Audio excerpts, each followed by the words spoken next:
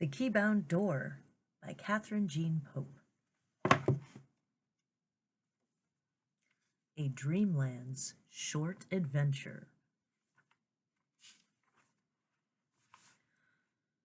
There's a door with a single keyhole. It will open regardless of what key you use to unlock it. All keys will open this door. What's on the other side, however, depends on the key. Bangle smoothed her bright pink hair back behind her pointed ears, took a deep breath, and knocked on the door. "It's me." "Who's me?" an unfamiliar voice replied, and she felt her face warm. "It's Bangle. I brought the thing, you know, the—" She lowered her voice. "The key." The door opened a crack, and the hectic light of a bright green pixie emerged. She barely got a glance at it before it zipped back inside, its chiming voice too high to make out. Bangle hadn't known that pixies were involved in this caper. Her already knotted stomach sank at the thought. Pixies gossiped. That was just a fact.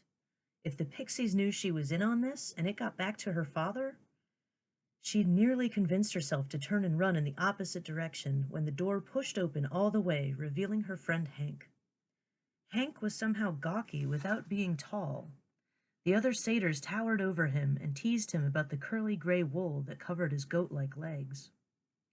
Hank always had a grin beneath his stubby horns, however, and seemed to take everything in stride. Bangle didn't know how he did it, but she was determined to learn. "You're here. I wasn't sure you'd come. Come in, I've got snacks." Hank slung an arm around her shoulders and steered her into the interior of his clubhouse. Clubhouse was a human term, according to Hank, which meant a secret gathering place for a club to meet.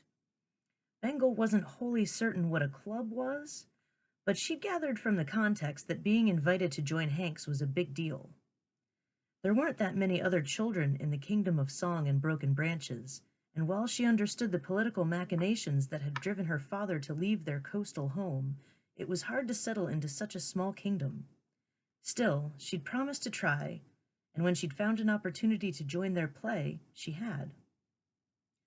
This was the first time she'd been invited to the clubhouse, though, and she was determined to make a good impression. "Thank you," Bangle said nervously as Hank scooped a tray of little cakes from the side table and offered it to her. She took one, filling her mouth with pastry as she looked around. "Let's see it, then." The unfamiliar voice spoke again, and she turned, the cake turning to sand in her mouth as she recognized Asher. Asher was highborn, eldest son of a prestigious house, but had yet to perform the necessary feat of magic that would earn him a name. It was well known that he'd honed his skills in the martial arts and weaponry to compensate for his regrettable shortcoming. His skin and hair were both bone white and offset by his flashing dark eyes and wide mouth, from which a single sharp tusk protruded.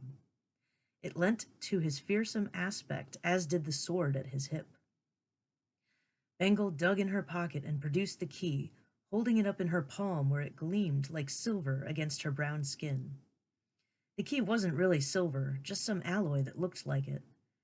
It was an unremarkable thing, all told, with a square top through which she'd threaded a bit of red ribbon and a flat barrel with irregular teeth. Asher snorted. "Doesn't look like much. I don't even see a maker's mark on it." "That's how you know it's a human thing. They use machines to make this stuff." Hank leaned in close as he spoke, his eyes dancing with mischief. "What is it a key to again?" Bangle laughed nervously. I don't know. It looks like a house key, but Hank's right. The humans use machines to make these things. It could be anything. I don't think it's a car key, and it's too big to be a key for a padlock. It probably opens a door. That's what you said, Hank, right? It has to be a door key? Hank nodded, holding out his hand. She tipped the key into his palm and stuffed the rest of the cake into her mouth. Chewing gave her an excuse not to talk, and the truth was, she hated to admit that she had no idea what the key was for. Hank inspected the key and passed it on to Asher, who sneered. "It's not even silver." His disdain was clear. "Trust a brownie to bring us an uncertain replica." "Hey," Hank protested, "I didn't invite you along so you could insult my friends. You're just jealous that Bangle could get a human key and you couldn't. Put that in your high-born pipe and smoke it. Bangle, flushed warm with the knowledge that Hank had called her friend, grinned.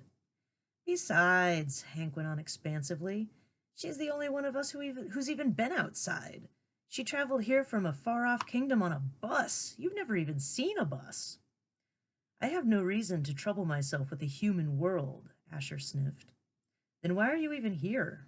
Bangle found her voice, planting her hands on her hips.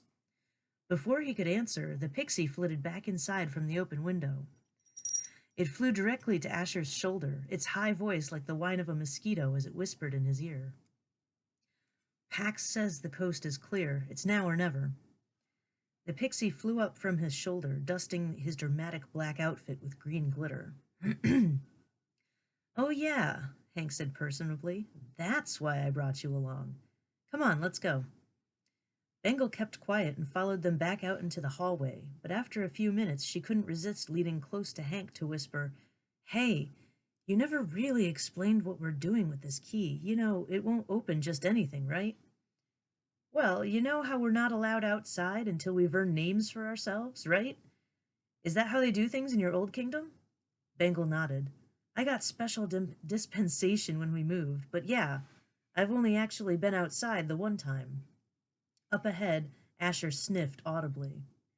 He led them down a spiraling stairway, pixie light flickering as his companion danced ahead and back. I found the keybound door. We're going to use your key to go outside. Hank delivered this revelation in a breathless rush at the bottom of the stair.